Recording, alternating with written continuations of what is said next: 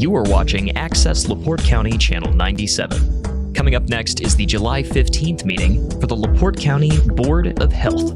You can find more information for this meeting by visiting www.accesslaportecounty.org. All right, I'd like to open up today LaPorte County's Board of Health quarterly meeting. Today is July the 15th. I believe everybody has an agenda and we have a quorum. Can we start with the roll call, please? Absolutely. Good afternoon, ladies. Mrs. Arnold? Here. Dr. Uhas? Present. Ms. Lawn? Here. Dr. Pinks? Here. Dr. Manning Cox? Aye. Thank you. I believe everybody received copies of the last meeting's minutes. Are there any corrections, additions? Does anybody want to make a motion to approve the minutes as written? So moved. So move. All right, so who was that? That was Dr. J and Dr. Cox seconded? Yeah. Or it was you? Oh, okay. All right, approval of the minutes. Public comment. I'd like to open the floor to public comment. Nobody? We've got a little bit of an audience today. Nobody at all? Going once? Going twice? All right, well, we love to see your beautiful faces here today. All right, reports and discussions. The first is the health officer's report. And the health officer was not coming in today. Is there anything? No? Okay. So the next would be the administrator's report. Dr. Ducey just wrote a small, you got that about the measles situation and everything, but yeah, she's out of Town? Great. Good for her. I wish I was with her. Is she someplace cool? She's in Hawaii right now. Probably breezy. Yeah. Yeah, I could take Hawaii. Good afternoon, everyone. So I did talk about last time our community grants program and the applications that we received. We did receive 17 applications for our funds through those applications. There were 3 that were incomplete. And then there were several more that didn't meet core public health services, so we weren't able to entertain them. We did end up awarding 7. There's an 8th one that's kind of on the fence right now. We agreed to fund it, but now they want to renegotiate the contract, so we haven't released the funds yet. That's a smaller one. It's the $5,000 one, but all the other ones are up and running. The reports they've been coming in have been very positive, and it's great to be able to see some of the programming that's going on. So in total, we were able to award $368,841.51. I really tried to get the 51 to round up, but that drives me crazy. But I'm like, it's just 49 more cents. Come on. Their first reports were due June 30th. They have 2 more reportings that are required, doing quarterly reports, and we broke payments up into 2 different invoice periods. So most of them have already done their first invoice. One of the big things I think I didn't put in there, but we are now online with our birth and death certificate request. People can request them online and pay for them online. We did a very slow rollout on that. We really didn't announce it, but it was found very quickly, and we're probably doing 15 to 20 requests a week. We're also able to take restaurant applications, so our temporary vendors, food vendors, have been doing that as well. So they're able to pay online. It's worked out where it's been, especially for the fair. We had a couple for the fair, so they're not running up here at the last minute to pay. They can pay with a credit card online. So that's working out well. And so at the end of the year, everybody who receives a food permit with us will be able to pay online. So that'll be nice. And then we're also going to be able to start, we have the equipment, we just need to do a little more training. I want to make sure everything was working before we started doing it in the office to take credit cards and debit cards in the office for certain services. So that's big for us. I have a couple of questions for about what people. you've talked about so far, like the online, it uses credit cards. Correct. Now, what kind of fee do we incur when someone does something online, or there's no fee at all? Not to us, there's not. There's a fee on the user. Okay, so there's an additional fee if they opt to do it either online or with a, I assume that's going to be the same case if you use a credit card in office? Correct. Okay. It's the same base user fee, and then it's percentage. Sometimes you'll see that some places they'll pass that on to the user, or they just incur the cost. So it's being passed on to the user or the person using their credit card. The fees go back onto them. We looked at several different companies. We ended up going with Tyler Technology. They're a vendor with the state. They're the ones who did our website. And I did that, did the math to see what it was going to cost if somebody wants to do a birth certificate. And it comes out being, our birth certificates are $15 a piece, same with death. And it comes out being, if they get a single certificate, $15.69. There was other credit card vendors that charge a $5 base fee to use the system, to use your credit card. So you're already at $15, then the percentage. So your $15 birth certificate is now $20 plus whatever the percentage was. So we were trying to look at, what was going to be best for our residents. So that's what we decided to go with. Dr. Cox? Yes, doctor. Is it my understanding that if you use direct pay, that you do not have to pay a percentage, as with other vendors? Say, for instance, if you pay directly out of your account, you use your account. We don't have that option available to us. You don't? No. Okay, that's, a number of vendors use that, where if you pay directly from your account, you don't have to pay any charges, fees Right. for a transaction.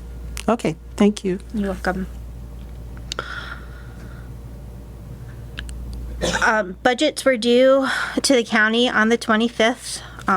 I have 12 different funds that I manage, and I had to submit a budget for 9 of those. But they were all, today was budget hearings, they were all approved except 2 were tabled. Those are our 2 big ones. That will be ongoing conversations depending on what happens with the commissioners and if they decide if we're going to stay in Health First Indiana or not. So those were tabled until those decisions had been made. But our other funds were approved. There was no cuts that were made. So that's always good. Keep them happy. The big thing right now is that we do have, since our last meeting, we had 2 more nurses resign. So we're currently have 4 nursing positions open, which make it very difficult for us to operate our programs. And we have 2 clerical positions also. It's going to be easier to fill those clerical positions. We're getting applications. I did get the LPN positions approved. It's a starting salary of $50,000 a year for an LPN. And we haven't gotten any applicants. So we're going to have to take a very hard look at programming and what we're offering, and having to cut back on what we can and can't do.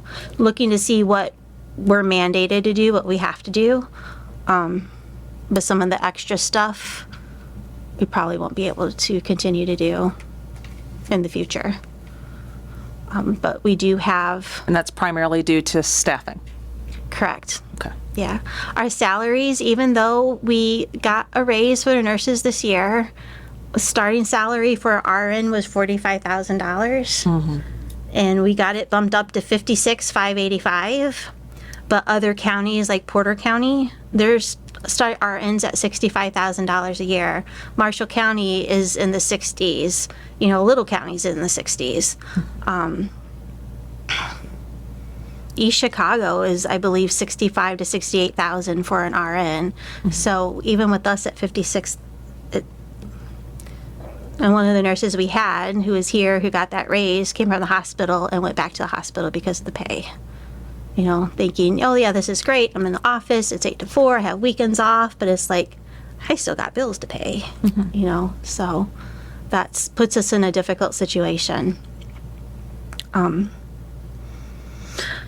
And then I did report that I had attended the last TRP meeting, or was going to for a while, and now we have another one. So I spoke to you soon. We will have another meeting at the, hopefully at the end of this month. I don't know if we're going to have a quorum or not. There's several people who aren't going to be able to attend, so it might get pushed off to another month. But hopefully we'll have that, the state rule completely finished for the septic code that we're trying to get updated, so that can go in effect next year.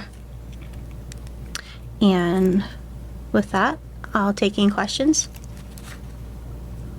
Question. I do have a ma'am. question. Health First Indiana, is that something that we determine, or is that something that the commissioners determine whether or not we participate in that? It's the county executive per legislative code, IC code, that makes that final determination. We do have it on our agenda later under new business because the commissioners do want the health board's input from an official Okay. vote from a meeting before they make their move. Okay. So that is something that we will at least have some say in, and we'll have some discussion about that. They'll so. take it in, yes, they're going to take Okay. your recommendations in consideration. Okay. All right. Are there any other questions for Amanda? No? All right. Does anybody want to, I need to accept her report as read, right? So move. All right, and Dr. Second. Jay is seconding that. All right, so that was the administrator's report. Thank you very much, Amanda. The next, Jennifer with the nursing supervisor's report, please. Good afternoon. A little bit about the measles. As of July 9th, there have been approximately 1,288 cases in 39 states. 88% of those cases are outbreak related. Scientists may now have a new way to catch measles cases earlier by monitoring wastewater surveillance. So like the water that's discarded into the wastewater system, they can test that to see if where the virus is causing infections before traditional testing methods. The CDC has now created a new national respiratory snapshot page. It illustrates how frequently a wide variety of respiratory illnesses are diagnosed by EDs, and also for providers, ranging from the common cold to COVID-19 to flu to RSV, how often those are being diagnosed. Right now, I looked at it this afternoon, and Indiana is very low for overall respiratory illness activity right now. Very low for ER visits and limited wastewater viral detection activity, it said. There's going to be a new COVID-19 vaccine coming out in the fall called Next Spike. It is going to be for adults age 65 and older, as well as those age 12 through 64 years with at least one underlying condition that elevates their risk for severe outcomes from COVID-19. And let's see what else. There's also a new mosquito-borne illness dashboard. It conducts routine surveillance for multiple mosquito-borne viruses, such as West Nile virus, Eastern equine encephalitis, La Crosse virus, and St. Louis encephalitis. And our statistics for the last quarter, we saw 41 clients for our laboratory services clinic. We did 4 safe sleep education classes. We provided 412 vaccinations for 234 clients. We provided international travel immunizations for 14 clients, did 2 lead tests, saw 8 clients in our confidential services clinic, did 68 TB tests, and there were 59 reportable communicable diseases reported in the last quarter. Any questions? I have one. Do you see the lead levels coming down for the county? there aren't as many reported as there used to be. But they did lower the threshold to 3.5. So we get a lot of lower levels, but not a lot of high levels anymore. Yep. I had a question about the first thing you were talking about with measles, and you said Measles. that there's new scientific studies, Yeah. tests being done where they can test Wastewater. wastewater. I kind of understand where that's coming from, but at what end? Is it so it's just to find out if measles is somewhere in the community? Yes. And Yes. then, They can test because it's shed a lot yeah. of times. So what do we do with that information? Like, is that something Would that? know that it's in the area. And I'm not an expert on that by any means, but I would assume it's just we know it's in the area and, take precautions. What precautions would you give if you knew measles was somewhere in LaPorte County? Yeah. What would you do vaccinated. differently? Yeah. Urge people to get vaccinated if they're unvaccinated. But that's something that we should, in theory, be doing anyway, right? Okay. People don't. All right. I was just curious at what end it was Yeah. this. All right. Yep. But yeah, like education, more education about how to prevent it, vaccine.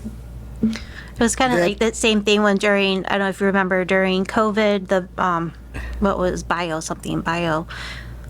I can't remember the name of the company, that was doing the study also, all of the wastewater plants were sending in samples, looking to see what the COVID levels were of the virus being shed, and it kind of gave you an idea when we were going to see an uptick in cases. So I'm pretty sure it's probably along the same idea. If we're starting to see high numbers of virus shed, that you're going to expect to start seeing an uptick in cases. So that's when we really start hammering, getting vaccination, being out in the front of it, letting people know what's going on, and then also reporting to the doctors and the hospitals saying, hey, we're seeing an uptick in these sheds. Might be just a matter of time before you see people presenting with the symptoms. It sounds a little sci-fi, sounds like something I've seen on a crime television show before, It sounds a little scary to me. And two, it also seems like that's already like 2 seconds too late. Yeah. But it's also a way to show that people say, oh no, it's not here, when we're like, it is, but it is, And then also work with the schools to have them pull their vaccine records and find out who's vaccinated and who's not. In case there is a case, you know who to exclude and who not to exclude. Yeah. So, That COVID vaccine you mentioned Yes. in the fall, is that a new vaccine or is that? from what I understand, it's a new vaccine. It's a new mRNA vaccine. And it has a lower amount of the micrograms of RNA compared to the current ones, and also a lower volume dose. It's A lower volume of what? 0.2 mils instead of 0.5 mils. So it's a lower volume of dose. Oh, okay. Yeah. Yeah. Thank you. Yep, you're welcome. Yes. And also, are you getting any reports from dentists? Because that's very reportable, because it first manifests itself in the oral cavity. Measles, you're talking? No, we've not had any cases reported. None? No, not in LaPorte County. Okay. Well, if it ever becomes a pretty widespread, Yeah. it would be nice to at least get a note out to the Dental Society and to tell them, let's, when we see it, report it, Yeah.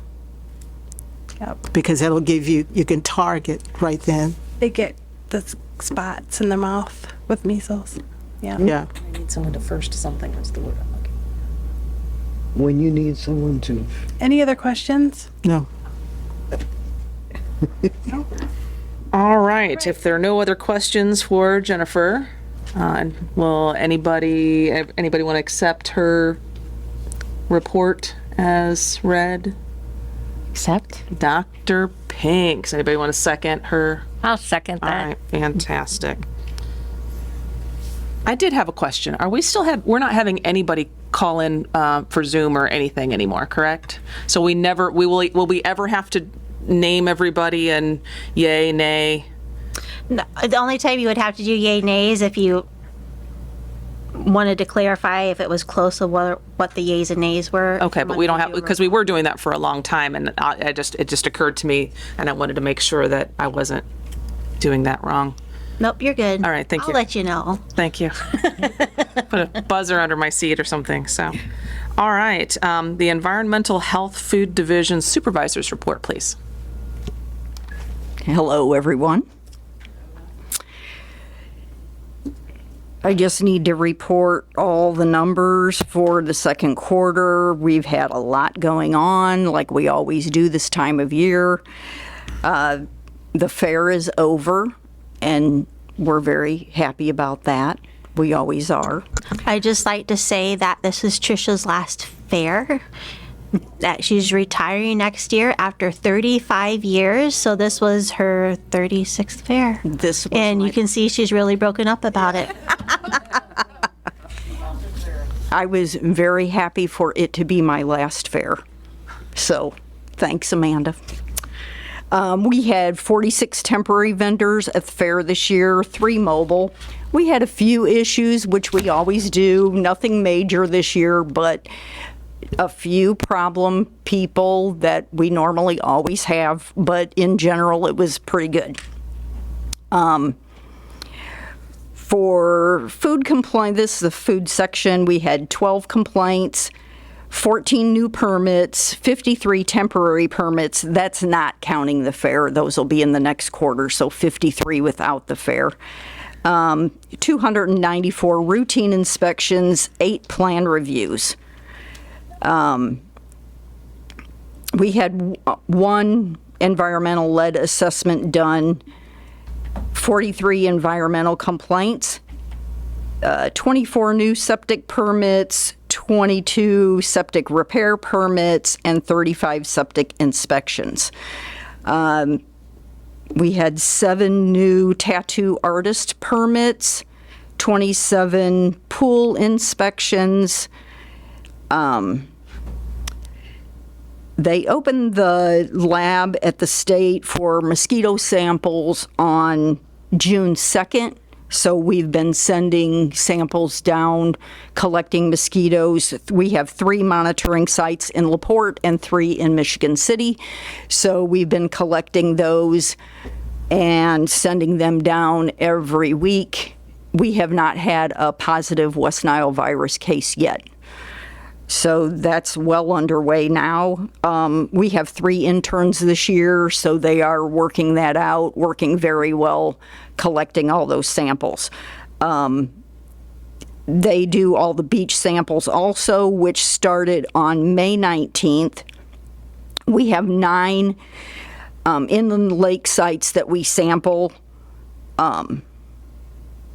twice a week, and then the 5 sites at Lake Michigan 3 times a week. We have stopped sampling at stop 37 because that was determined that where we were sampling was in the state of Michigan, and we're not sampling that any longer. They can get on the state of Michigan's website and see that the sampling is still being done. It's just in Michigan, not in Indiana. So yeah, the beaches were, I don't know if I said they started May 19th, but they did. So we will go until the end of August for beaches. We had 39 well permits that were issued, 21 car seats that were given away, 27 car seat inspections, and 75 doses of Narcan. The water lab, which everybody's well aware that it's open again,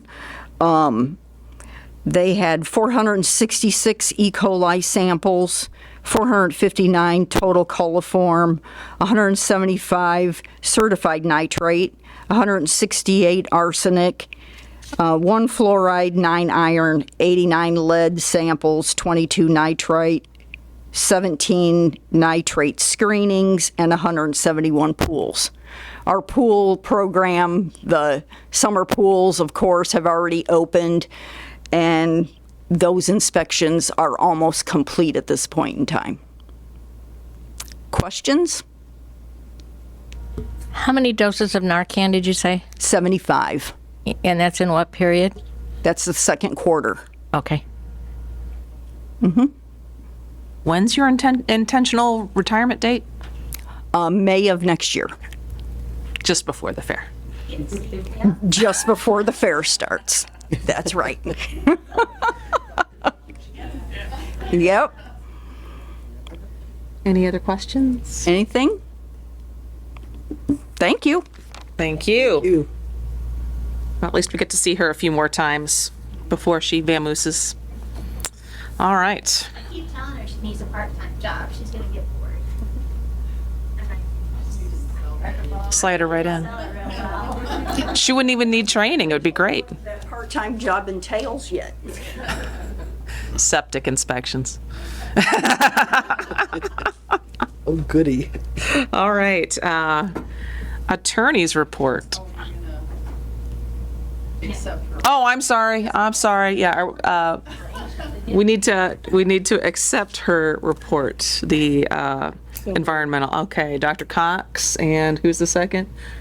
Lauren? Lauren. One second. I'll second that. All right, Lauren seconded that. All right, and we need to all accept that, correct? Okay, everybody who would like to accept her report, please say aye. Aye. Aye, and any negatives, please say nay. None? Fantastic. All right, next would be the attorney's report. Thank you. I don't have anything to report. Wow. Yes, again. So are there are there no case things going on? We resolved them all. Thank you, Trish. When was the last time that happened? This is new to me. This is the first time that this has happened this year for us. Did you have any experience of that before? It seemed like they were hanging out there forever. Always been something. Yeah. So, wow. You can stay. Yeah. You're going to get wrangled into this, you know. Well, keep up the great work. Oh, thank you. Thank you. But right. I am open to any questions if you have any. So feel free. I'm always available too. Don't be shy. Okay. Any questions for the attorney? No? Who would like to accept her report of nothing's going on? I will move to accept the attorney's report. Lauren. And who would like to second that? Dr. Uhas. Fantastic. And would everybody like to please say aye? Aye if Aye. you are accepting the attorney's report. Anybody that has that would like to negate that, please say nay. Anyone? No? All right. Attorney's report is accepted. Going on to my favorite, new business. No pressure. So at new business, we have to discuss Health First Indiana. And I would like to introduce, we do have a couple guests in the audience, Dr. Crowder from Indiana Department of Health, and then Rachel Swartwood, who's attorney with IDOH as well. They took the scenic route from Indy.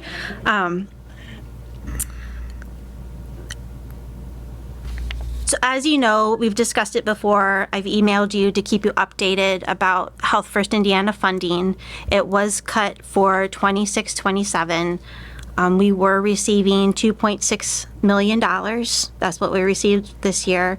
Next year, they cut the funding down. We would be receiving $655,000. There's also some other caveats that came along with that during legislation. If we're using Health First Indiana funds, we can only service Indiana residents, and then Indiana residents who are legally present in the United States. In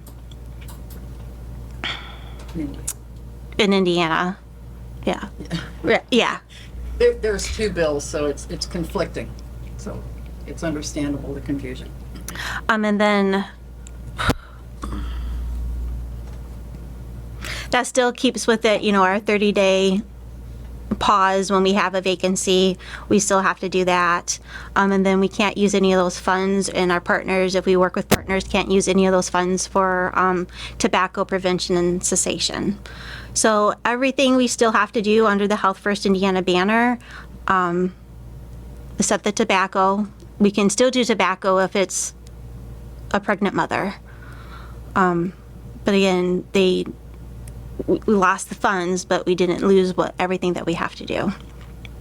And you started out by saying it got cut down to 655,000. What was it before? 2.6 million, $2,613,000 and 51 cents. Yeah, no. Yeah, there's some cents in there. I think it's 38 cents. And why it got cut down to $655,000? I mean, that's a fraction, literally, like a small fraction. It was a big cut. It happened during the legislative session. Okay. I don't know what their thinking was behind it. You know, it's your state representatives and senators, state senators that decided that it needed to be cut. Mm-hmm. Yeah, it was budgetary. It was in the state budget. Yeah. So I've been on and off this board a couple of times, but I just remember it wasn't that long ago that we got all this information about every county and what counties had the most amount of smokers. And LaPorte County was one of them that was kind of high as to how many of us still smoked or used dip or whatever. Yeah. And I mean, that just seemed like a very motivating thing to try to get that under control. And that's something that we cannot do unless someone's giving birth to someone. Correct. But the rest of us, if I came in and I said, hey, I really want to quit my 2-pack a day habit, your answer to me would be, Go pregnant. That's a great one from the peanut gallery over here. I mean, there's still, obviously, there's still resources out there. It's like, well, you need to go talk to your family doctor, or, you know, there's online resources you can Google to see what you could do. Mm-hmm. I mean, that's what we'd be able to do. We wouldn't be able to put any people behind it or any materials behind it. No It's average. not a core service. It's no longer a core Removed public. from the list of the 7 core areas. Yeah. Core health service, yeah. Dr. DePass. Like- You can see, she's coming up with questions. Yeah, so it's obvious, you know, legislators aren't doctors, they're not public health, they're not, you know, it's, I know it's been very frustrating for a lot of people at the state as well, especially at the health department, trying to explain how this works, how public health works, how do you know, a lot of our TB clients are not here legally. Right. TB doesn't care where your TB came from. So what do you say to How do someone? you So say- if I had a cousin or whatever that was here, that wasn't an Indiana resident, you know, or Go they to were here another just state. visiting, but all of a sudden they got some bad cootie. Well, yeah. And that's the thing, public health, I mean, What's your answer to Where them when they TVs come in? come They say, "I think I've got it burns when I pee." What do you say? I mean, that's a real question. it is a real question, yeah. So STIs, if they come in, we have our clinic, it's open, you know, 5 days a week in LaPorte. They can walk in. But if and they're not service them unless a resident? if they're not an Indiana resident. You tell them to If go they're see a here private visiting, doctor. You have to go to your family doctor, urgent care, the emergency room. Wow. But then that's also, it's frustrating too, because we have that beautiful lake, right? How many people have a second home there? How many people are paying like premium tax dollars That's true. on those homes that are not able to access all of the county services? I mean, hey, they're out there plowing the road. Nope, we have to stop plowing here because they are an Indiana resident and pick up 2 houses down. I mean, it's kind of, I know that's kind of a stupid analogy, but it's still, they're still getting the full services of the highway department because their tax dollars are paying for road service. So their tax dollars are still going to Health First Indiana, but they're not reaping any of the benefits from Health First Indiana. I don't know if that makes sense. Am I making sense? So I'm sorry that my questions sound very partial. It's just, to me, it just is mind blowing that I'm not. It feels like I'm missing something. So that's why I keep asking. Yes, please. I think part of the confusion could stem from the fact that there is no guidance. So now the agency is tasked with this administrative burden of allocating these funds and going through the process, but we have no guidance as to what to do if somebody comes in and proclaims that they aren't a resident.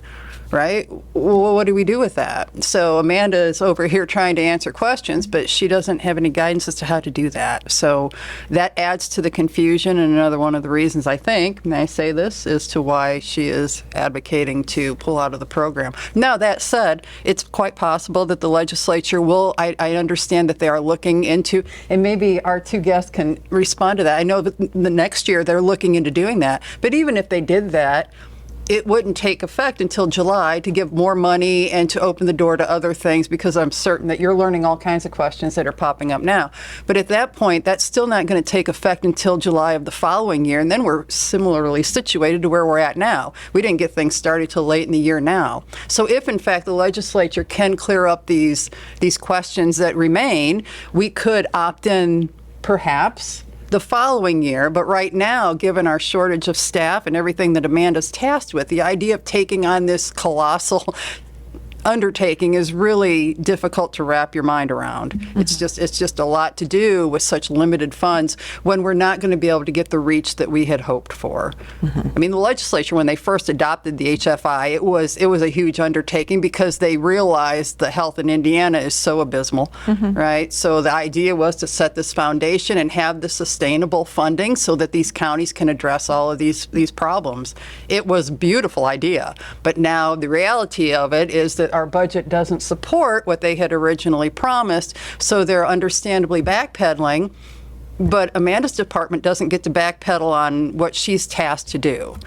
So you have to do the cost-benefit analysis, and at this point, I think I can say with confidence we're leaning towards not reapplying next year, but that is a decision for the board to make, and then the commissioners will decide from your recommendation. Was that helpful at all? Oh yeah, no, very helpful. I'm just thinking about it on a very practical level. If somebody comes in and goes like, "Yeah, I'm coughing up blood. What should I do?" And you're like, "You're not a citizen? Go to the ER and expose the ER to all of your cooties too." That just seems like very short-sighted. So It is, I have yeah. a question. Yes, So whatever decision we make as a board, the commissioners could override us. yes. They have final say. They have final say. But your recommendation will certainly be important to them, right? Because you deal with this stuff all the time. That's why they appointed you. That's why they appointed this group to advise them. Well, not you. The council did, but same. But and just even today at budget hearings, the council is very. They're supportive, correct, but they're very frustrated as well because now they have to go back to funding us to where, and the county is short. Every county is short, especially with the changes again that happened in this last legislative session, with the amount of taxes that are being collected and sent back. The county was already short, and now they're even shorter. So going back and forth every year about the amount of funds they're going to have to allocate, yeah. Okay. Has all the funds for this year been committed? Yes, they're budgeted for. They're budgeted Here. for? I mean, So you there's never use it all, but and what's not used goes back? no. It stays here? It stays here, so that's in legislation as well, IC code, whatever's in Health First Indiana, in our health fund. So we have two funds, the Health First Indiana, which is 1161, and then the health fund, which is our tax money levy that goes into, whatever goes into those accounts stay there. Now, they can always change that in legislation. We do have rollover funds from last year that are sitting there that we're gonna, looking for some additional appropriations to use. We could use those monies next year, but if we use those monies, then we're still bound by those other restrictions. Okay, so the restrictions that have been just, announced, that will apply retroactively to the other funds that you have left over in the Indiana First account? Yeah, it's kind of vague in the IC code. We did reach out to IDOH to get some clarification. But yeah, the money will sit there unless legislation, they change it and say, okay, you're not using it, we're going to take that money back. Or, if we decide to opt back in a year, then we'll still have those funds available to use at that time. Okay, so there are plans in order to just use it up. I mean, do you have programs that need extra funding that you can go ahead and Yes. fund them, or if there are new grants that need to be funded, can you do that? We can, but again, that money has to be spent by December of this year, December 31st of this year. So any project that they came up with would have to be completed by that time, and it still has to meet one of those core public health services. Right. So And then even then, I have to post it publicly for 30 days before I can give them the money. So of this $2.6 million, how much of that is left over? Because we're talking about that Health First money. It was $2.6 million. You say, not all of it gets spent, but I assume 99, or are we talking about a much less? 80-90% is going to be spent. So now that we're looking at that, I'm going to make sure that we do spend as much of our budget as possible. Again, we have 6 vacant positions right now. So it's hard. That money is set aside in salaries. So I can't really do anything with that. We're just going to have to eat that at the end of the, it's going to go roll over. But in our other accounts,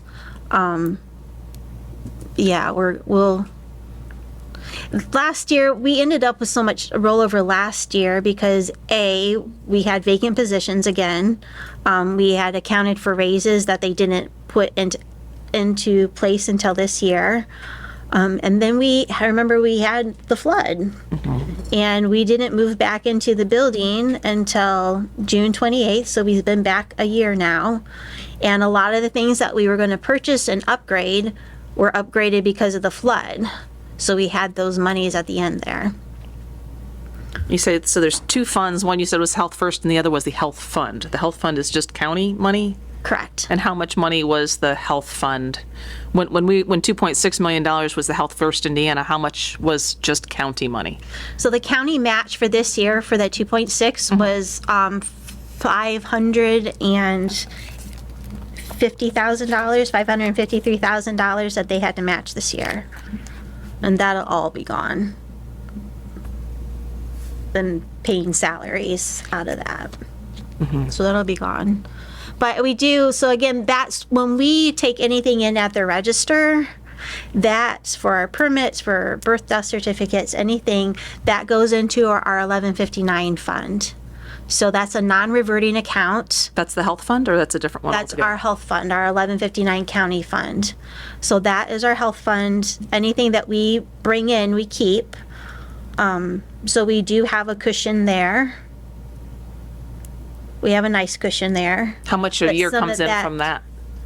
So last year we brought in $470,000. And that was a little bit more than normal because halfway through the year we had a rate increase.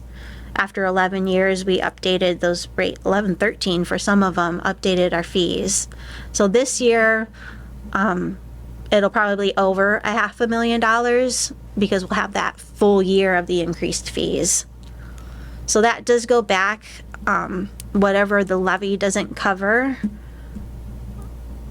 that money will cover the rest of our budget out of the county fund, the 1159 fund. But it also funds the water laboratory, communicable disease, so the nursing division. Yeah. I see Dr. Cox. I see you thinking there. Anyone else have some questions? I'm certain there's Dr. Yes. a million questions going through my head. Well, I'm thinking, is there any way that you can get nurses on the short term by taking money and put it in another category of salaries in order to increase those salaries? Or maybe since you need 4, can you get 3? Is there any way that you can manipulate that? I take 10 half of nurses. That has to, no, because anything with salaries and pays has to be approved by the council. So even though I would like to set it, I'd like to set salaries very nicely, because we haven't gotten a raise in quite some time. And we're very far behind other counties in the area. And other counties of similar size. But it's the council that has the final call on that, and that's not going to happen. They will not. And they gave us a raise this year, and they're already talking about maybe having, I don't know.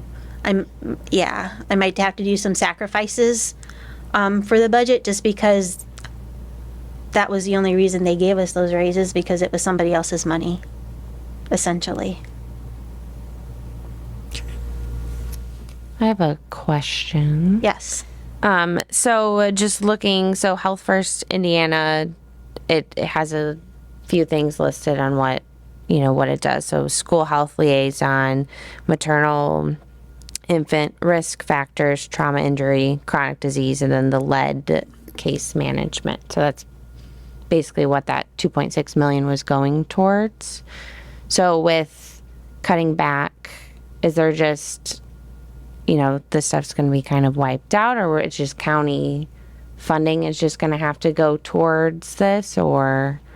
So a lot of those things, like the lead management, was one of them that you mentioned. By statute, we already have to do that. So we do have a lead investigator who was doing it before Health First Indiana. She's one of our environmental health specialists. And then we have a part-time nurse who manages those cases. So we still have to do that. 60% of the funds could be used for preventative care. So those more community side, nursing side, 40% for the regulatory. So everything that Tricia reported on. So septic systems, wells, vector control, food inspections, and the funds could be used for, have to break it up to pay for our staffing salaries. And like I said, a lot of counties use that to be able to justify raises for their employees. But there are still things that we still have to do. We still have to do all of that regulatory side. But those were considered core public health services that we could use 40% of our funds on those positions, on materials for those positions, on data and technology to support those positions. So maternal and child health, the programs that we were working on, we have Partners for Healthier Babies, which is a community action team that is actually being funded by, currently is being done by Healthcare Foundation of LaPorte. They have run that program for quite some time, and we were doing, and we still are doing, we still have quite a few of them, the Cribs for Kids program. So giving mothers or caregivers or infants a safe place for kids to sleep. So that's something that we can still do, and we will still do. So yeah.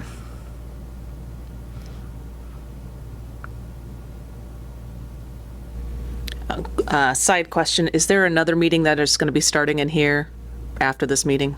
Like, do we need to motivate? I don't believe there's another meeting scheduled tonight. Not that There I might wanna be a camp planning out or meeting, but it would be at 6 o'clock.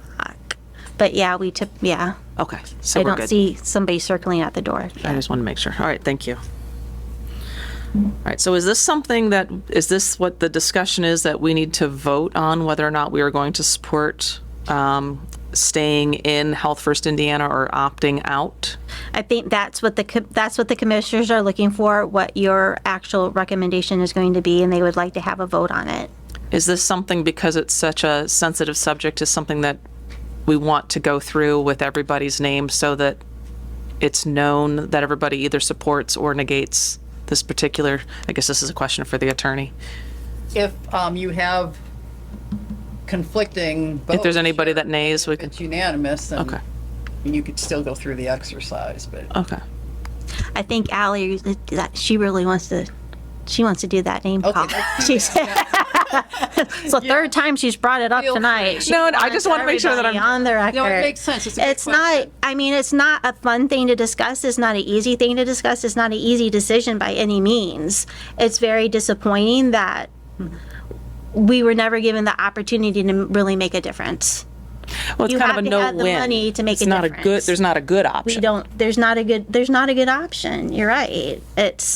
I mean, I don't want to be a Debbie Downer or negative Nancy on any of it, but I'm just telling you, laying the cards out there.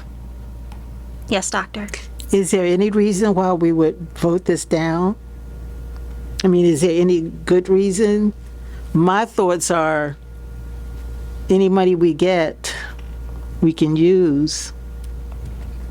And that was the reason why I would vote for it.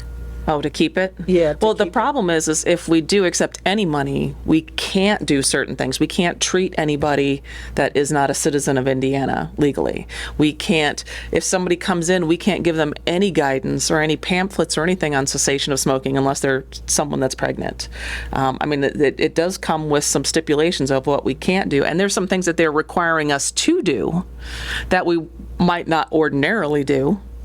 Right? Right, yeah, and that was the whole thing, to expand services and what the health departments were currently offering and able to do. And then again, they're taking over $2 million. We lost over 70% of our funding, but we didn't lose anything that we have to do, except the smoking cessation. A couple of our downstate guests are like, we're going to let them. Is this something that, I mean, we had a time for public comment. I don't know, we don't usually open up discussion except for public comment for the public. Yeah, we generally don't, but did you want to add anything? If you guys have questions, we're happy to talk through questions too. We're working with all the counties, so we're kind of getting a statewide perspective. If you have questions, we're happy to answer questions. So what's been your perception of what other counties have been feeding Yeah, back? come on up to the microphone. I can hear you. And give us your name and title and rank and serial number. Thank you so much for the time. We really appreciate it. My name is Rachel Swartwood. I'm the Legislative and External Affairs Director for the Department of Health. You're the legislative what? Director. I'm not an attorney. I do want to clarify that. I work with. No, it's okay. I do. Everyone thinks I'm an attorney. I just want to clarify this. Do you want to do so? In some ways, you may as well be. My name is Guy Crowder. I'm the Chief Medical Officer at the Indiana Department of Health. At the where? The Indiana Department of Health. Yeah, I have hearing problems. No problem. Apparently, that I wasn't aware of. So go ahead.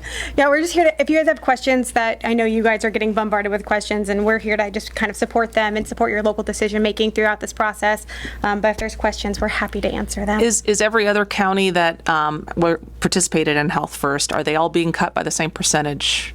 They all are. So it dropped from, in the previous budget, it was 75 million, 150, and then in this current budget, it's 40 million and 40 million for the county, or for the state to share. And I'm assuming you've been to some other meetings like this. How has the discussion gone? You guys are the only county that we are aware of that is considering opting out at this time. Joke. I don't know. So the cuts, is this because Indiana's budget is down, or just because we're going to be more frivolous, or? No, the state budget is down in total. The revenue projection is significantly less than what we thought it would be when we started this legislative session. So they picked on the health department. Everybody got cuts, unfortunately.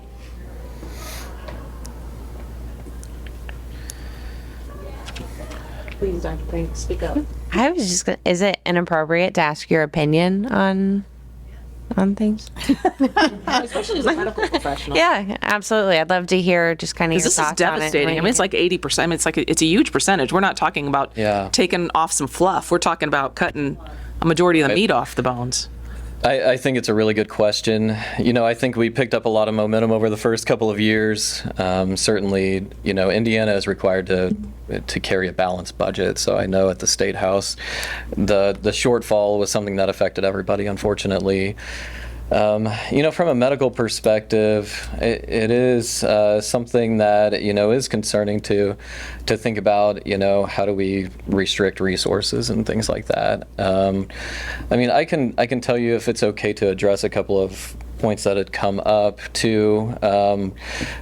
So when we think about like what the statute authorizes for tobacco cessation, for example, exactly pregnant women, but also youth, and what other counties have been doing to kind of navigate through that space has been to use county funding for anybody else that wouldn't fall under the HFI statute with those categories. And so, for example, if somebody shows up, they may have tuberculosis. What they've done is utilize county funding in that situation. We don't have to completely, leave that patient without care. We can use county funding instead, actually, in that case. All right, so we can opt to provide it came from county funds. We aren't required to neglect someone. Yeah, you wouldn't be required to necessarily. You could still provide care to that person. It would just be the funding source would be different.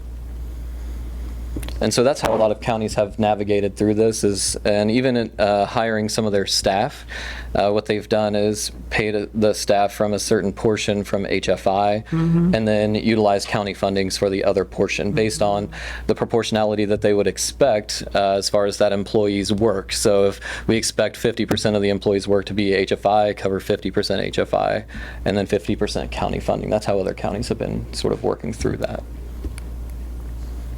So in other words, be very creative in the way you strategically plan. Yeah, exactly.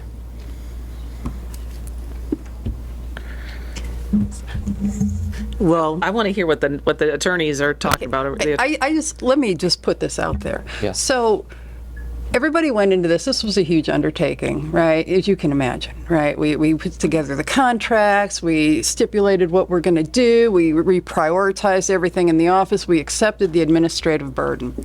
Now the money's not there. So how do you address the erosion of trust? I mean, here we have extended ourselves and St. Joe has another problem. This is why I was kind of surprised by your response that nobody else is even contemplating this. That's not what I'm reading. So I'd be interested in how you address that with people, because when you go into a partnership with something so huge, we're really all good faith, right? We're all participating to our best of our ability. So how would you address that question?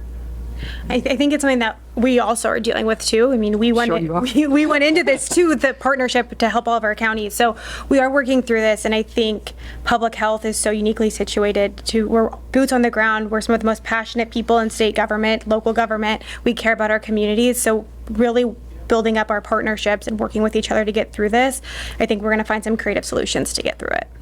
And you serve the legislative liaison then? No, I am. Okay, so you're the legislative liaison. So how do the individual counties then come together to relay the concerns with the legislature so that we could possibly shore up these questions that we're all wrestling with right now? What would you recommend? I mean, I would recommend reaching out to your state legislators. It's how we got it done the first time is we had a million conversations. Every county was talking to their elected officials from their county to the state level, and just at every opportunity talking about the good work and what the progress we're making and how important it is to continue it. Is it your understanding that's what happened this year too? I mean, yes, I do think that is what happened this year. I think compared to when we passed it the first time was we didn't have a budget constraint. We didn't have a budget shortfall, whereas this year we were up against a $2 billion shortfall in the state. And so trying to overcome that and keep those conversations going when there are lots of priorities across the state. I mean, same you guys are dealing with all different priorities of the county too. Absolutely. So just really trying to make sure that our voice is heard, and I think getting out there and continuing with the good work and the good messaging is going to be really important to try to get that funding up in the future. So all of this funding shortfall is strictly state money that came from the state and is being distributed throughout the state. This has nothing to do with like federal trickle down. For the Health First dollars? Yes. This was always only state Always dollars. Indiana. Yeah, there was no federal dollars attached to it. Okay. Any other discussion, any other questions for our guests? We need to, yes. So if we stay with the Health First Indiana, we're under their rule. Yes. For $655,000.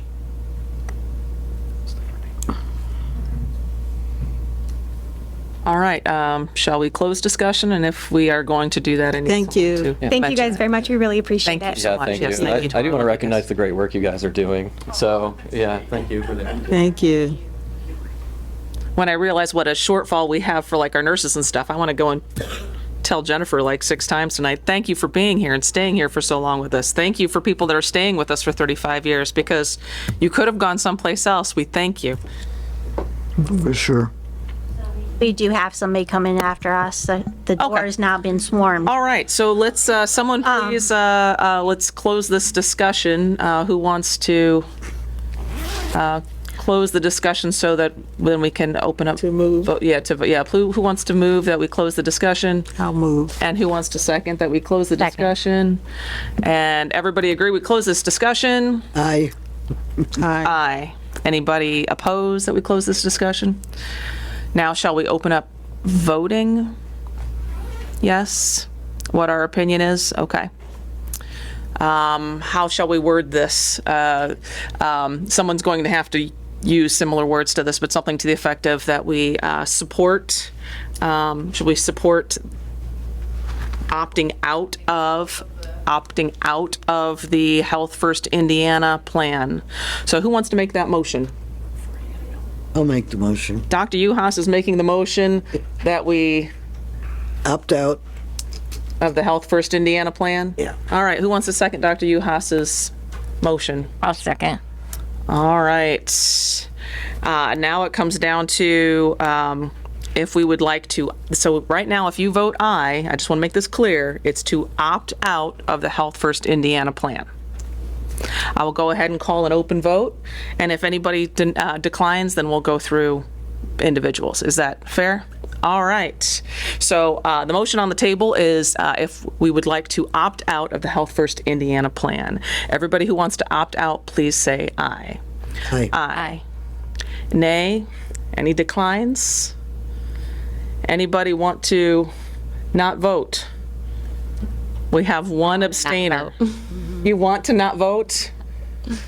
You didn't say aye before? No. Okay, we're going to have to do this by name, because how is this going to work when there's just 3 of us? Well, there's 5 of us here and 3 of us still. All right, so shall we still go by person so that we know who gets the hate mail? It's not going to be like that, seriously. I really think that, yeah, if we could recover from this within a year, this could be just a blip. You're speaking to a microphone. Oh, thank you for that, yes. Yes, please do your roll call. That would. All right, roll call. Sign and just, you can hit the button. Do you read the names off, or do I read the names off when we do a... What is your pleasure? I'll go ahead and read. I'll go ahead and speak. I'm sorry. Can you call for the question? Call for the question. You can. I don't think I need to. Okay. I don't understand. I would like to hear more of what you're saying, how we can go forward. Oh, as I said earlier, the legislature might be able to clear all this up. I mean, part of the complexity here is we've got 2 different bills that are conflicting. So it just adds more fuel to the fire as to we don't have the guidance, we don't really know what we're doing. Now, that said, I trust that these people are really committed to trying to correct all these things. So if, in fact, we do opt out in 2026 and the legislature reconvenes, which we know they're going to do, and they find some money or they restructure it so that it's less administratively burdensome on your local health departments or whatever the case may be, then they can adopt legislation. It will be enacted. It will become effective July 1. And then next year we will have this conversation again. Do we want to opt back in? So my point is it's not fatal. We're not losing out on a lot of things because we have the programs this year. It will be a delay, surely, but I think the legislature knew that that was going to be a problem with the budget shortfall regardless. So these conversations are happening everywhere. It's just, I think we might be the first ones to do it publicly at a formal meeting, but everybody is grappling with the same problems we are. This isn't isolated to LaPorte County. Did that answer your question? Okay, so if we opt out, if you recommend you opt out, that will go to the county commissioners and then they will decide. Okay, so then I will be making taking the position that I don't want this in this frame. Right now. As it's framed now. yes, this doesn't carry over when the law changes. We will reconsider that at that time. Maybe we'll have the bandwidth to better support these things at that time. I mean, there's a lot of different fact-specific things floating around here. So we have to look at it broadly, right? All of these things are coming together right now. Okay, so we're taking a bold stand. Yes, I think you could say that. You're taking a stand. If it's genuine, if it's what you truly believe, then yes, you can call it bold. But I don't think hesitating, given what Ms. Laners has presented today, is unreasonable at all. I mean, we all have the same questions going through our head about the pros and cons of this, right? So I can't guide you as to what to say, so I'm dancing around the subject. And I want to hear the last one. So right now, the motion is to opt out of, Thank you. to suggest to our commissioners that we opt out of the Health First Indiana plan. And I'd like to take a roll call, starting with Miss Lauren Arnold. Aye. Dr. Cox.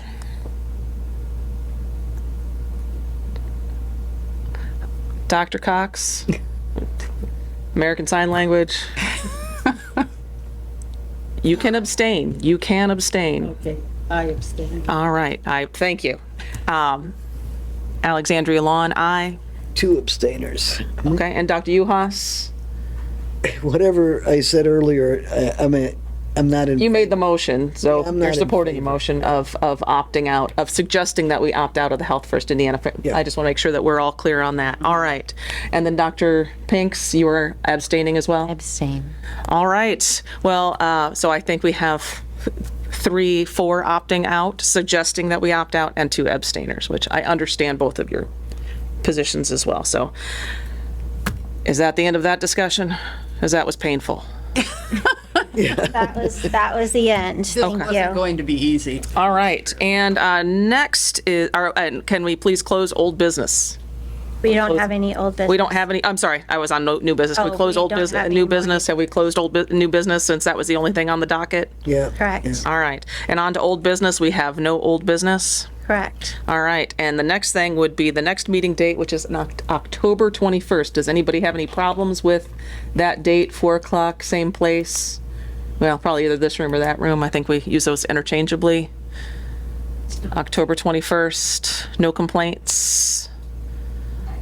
All right. And who wants to make a motion that we adjourn?